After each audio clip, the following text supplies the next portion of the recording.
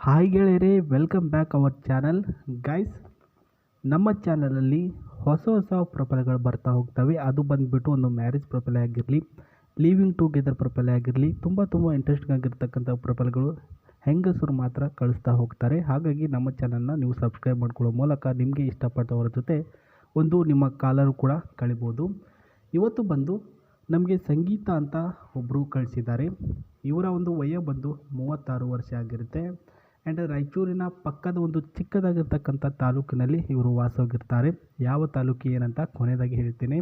And ಅದೇ ರೀತಿ ಇವರು ಬಂದುಬಿಟ್ಟು ಬಿಲ್ಲವ ಜನಾಂಗದ ಒಬ್ಬ ಮಹಿಳೆಯಾಗಿದ್ದು, ಪ್ರಸ್ತುತ ನಮಗೆ ಪ್ರೊಫೈಲ್ ಕಳಿಸೋರು ಕಾರಣ ಏನಪ್ಪ ಅಂತಂದರೆ, ನನಗೆ ಇವಾಗ ಗಂಡ ಬಿಟ್ಟಿದ್ದಾರೆ, ಬೇರೆಯವರ ಒಂದು ಜೊತೆ ಅವರಿಗೆ ಒಂದು ಅಫೇರ್ ಇತ್ತು. ಪ್ರೆಸೆಂಟಾಗಿ ನನಗೆ ಅವರು ಬಿಟ್ಬಿಟ್ಟು ಸುಮಾರು 3 ವರ್ಷ ಕಳೀತಾ ಬಂತು. ಹಾಗಾಗಿ ನಾನು ಕೂಡ ಬೇರೆ ಒಂದು ಗಂಡಿನ ಮೂಲಕ ನನಗೆ ಸುಖ ಪಡಿಬೇಕು ಅಂತ ತೀರ್ಮಾನ ಮಾಡಿಬಿಟ್ಟು ನನ್ನ ಮಾಹಿತಿಗಳನ್ನು ನಿಮಗೆ ಕಳಿಸ್ತಿದ್ದೇನೆ ಅಂತ ಯಾರು ಸಂಗೀತ ಅವರು ಹೇಳಿರ್ತಾರೆ. ಸೊ ನಿಮಗೆ ಏನಾಯಿತು ಅಂತ ಅರ್ಥ ಆಯಿತು ಅಂತ ಅಂದ್ಕೊಳ್ತೀನಿ.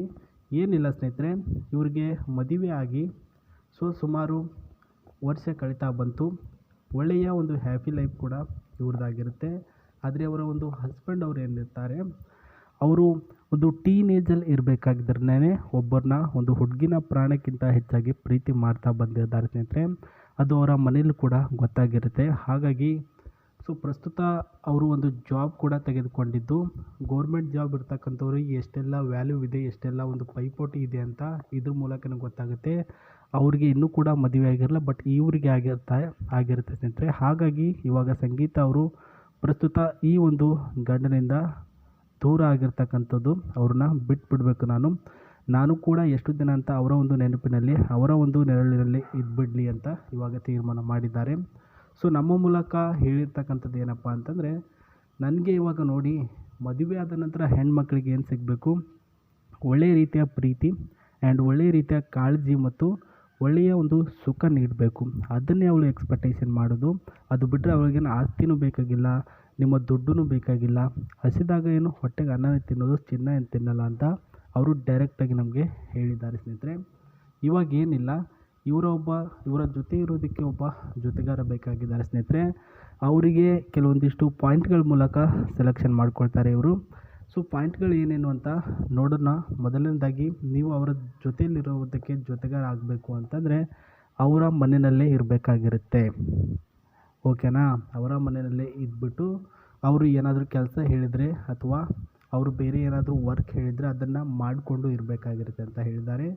ಪ್ರೆಸೆಂಟಾಗಿ ಇವರು ಒಂದು ಸುಂದರವಾಗಿರ್ತಕ್ಕಂಥ ಮನೆ ಕೂಡ ಪರ್ಚೇಸ್ ಮಾಡಿರ್ತಾರೆ ರೀಸೆಂಟಾಗಿ. ಅಂದರೆ ಅವರ ಹಸ್ಬೆಂಡ್ ಅವ್ರು ಏನಿರ್ತಾರೆ, ಆ ಒಂದು ಸಂದರ್ಭದಲ್ಲಿ ಒಂದು ಪುಟ್ಟದಾಗಿರ್ತಕ್ಕಂಥ 2 BHK ಒಂದು ಮನೆ ಕೂಡ ತೆಗೆದುಕೊಂಡಿರ್ತಾರೆ. ಅದು ಯಾವ ರೀತಿ ಇದೆ ಮನೆ ಅಂತ ನಾನು ನೆಕ್ಸ್ಟ್ ಹೇಳ್ತೇನೆ. ಇವಾಗ ಏನು ಹೇಳಿದೆ, ಅವರ ಒಂದು ಮನೆಯಲ್ಲಿ ವಾಸವಾಗಿರಬೇಕು ಅಂತ ಹೇಳಿದ್ನಲ್ಲ, ಅವರು ಹೇಳ್ತಕ್ಕಂಥ ವರ್ಕ್ ಕೂಡ ಮಾಡ್ಕೊಂಡಿರಬೇಕು. ಆ್ಯಂಡ್ ಅದೇ ರೀತಿ 3ನೇ ಪಾಯಿಂಟಲ್ಲಿ ಹೇಳಿರ್ತಕ್ಕಂಥದ್ದು, ಪ್ರಸ್ತುತ ನನಗೆ ಆ ಒಂದು ಗಂಡನಿಂದ ಏನು ಸಿಕ್ಕಿಲ್ಲ, ಆ ಒಂದು ಸುಖ, ಆ ಒಂದು ಒಳ್ಳೆಯ ಪ್ರೀತಿ ಆ್ಯಂಡ್ ಒಳ್ಳೆಯ ಕಾಳಜಿ ನಿಮ್ಮ ಒಂದು ಮೂಲಕ ನನಗೆ ಸಿಗುತ್ತೆ ಅಂತಂದರೆ, ನಿಮಗೆ ನನ್ನ ಆಸ್ತಿಗಳನ್ನೆಲ್ಲರೂ ಕೂಡ ನಾನು ಬರೆದು ಕೊಡ್ತೀನಿ ಅಂತ ಹೇಳಿದ್ದಾರೆ. ಒಂದು ಆಫರ್ ಕೂಡ ಕೊಟ್ಟಿದ್ದಾರೆ. ಡೈರೆಕ್ಟ್ಲಿ ಹಾಗೆ ಬರೆದು ಕೊಡಲ್ಲ ಅವರು. ನೀವು ಯಾವ ರೀತಿಯಲ್ಲಿ ಕೇರ್ ಮಾಡ್ತೀರಾ ಮತ್ತು ಪ್ರೀತಿಯಿಂದ ಮತ್ತು ಜಾಸ್ತಿ ಎಷ್ಟೊತ್ತು ಮಾಡ್ತೀರಾ ಇವರನ್ನ, ಅದರ ಮೇಲೆ ಡಿಪೆಂಡ್ ಆಗಿ ನಿಮಗೆ ಅವರ ಒಂದು ಆಸ್ತಿಯ ಹಕ್ಕುದಾರರಾಗಿ ಲೆಟ್ರಲ್ಲಿ ಬರೆದು ಕೊಡ್ತೀನಿ ಅಂತ ಹೇಳಿದ್ದಾರೆ. ಆ್ಯಂಡ್ ಕೊನೆಯದಾಗಿ, ಅವರು ಮಲ್ಕೊಳ್ಳುವಂತಹ ಒಂದು ಬೆಡ್ರೂಮು, ಇದೇ ಒಂದು ಬೆಡ್ರೂಮ್ನಲ್ಲಿ ಇಬ್ಬರು ಕೂಡ ಎಂಜಾಯ್ಮೆಂಟ್ ಮಾಡಬೇಕು ಆ್ಯಂಡ್ ರೊಮ್ಯಾನ್ಸ್ ಮಾಡಬೇಕು ಅಂತ ನಮಗೆ ತಿಳಿಸಿರ್ತಾರೆ ಸ್ನೇಹಿತರೆ. ಪ್ರಸ್ತುತ ಇಬ್ಬರು ಕೂಡ ಸೇರಿಬಿಟ್ಟು ಎಂಜಾಯ್ ಮಾಡಿ ಅಂತ ನಾನು ಕೂಡ ಬೆಸ್ಟ್ ಆಫ್ ಲಕ್ ಹೇಳ್ತೀನಿ ಸ್ನೇಹಿತರೆ. ಸಿಂಪ್ಲಿ ನೀವು ಮಾಡಬೇಕಾಗಿದ್ದಷ್ಟೇ, ನಿಮ್ಮ ಡೀಟೇಲ್ಸು ವಿತ್ ರೆಸ್ಯೂಮ್ ಏನಿರುತ್ತೆ ಅದನ್ನು ಅವರ ಒಂದು ಜಿಮೇಲ್ ಐಡಿಗೆ ಕಳಿಸಬೇಕು. ಏನಿದೆ ಆ ಒಂದು ಜಿಮೇಲ್ ಐಡಿ ಅಂತಂದರೆ sri9591@gmail.com. ಸರಿಯಾಗಿ ನೋಡ್ಕೊಳ್ಳಿ, sri9591@gmail.comಗೆ ನಿಮ್ಮ ಒಂದು ಡೀಟೇಲ್ಸ್ ರೆಸ್ಯೂಮ್ನ ಕಳಿಸಿಕೊಟ್ಟರೆ ಸಾಕು. ಅವ್ರಿಗೆ ನೀವೇನಾದರೂ ಇಷ್ಟ ಆಗುವಂಥ ಹುಡುಗ ಅನಿಸಿದರೆ, ಅಂದರೆ ನಿಮ್ಮ ಕೈಯಲ್ಲಿ ಮಾಡಿಸ್ಕೊಳ್ಬೇಕು ಅಂತ ಆಗುವಂತಹ ಒಂದು ಹುಡುಗ ಅವರಿಗೆ ಅನಿಸಿದ್ರೆ ಖಂಡಿತವಾಗ್ಲೂ ನಿಮಗೆ ರಿಪ್ಲೈ ಕೊಡ್ತಾರೆ ಅಂತ ಹೇಳ್ತಾ ಮತ್ತೆ ಸಿಗ್ತೀನಿ. ನಮಸ್ತೆ, ಬಾಯ್.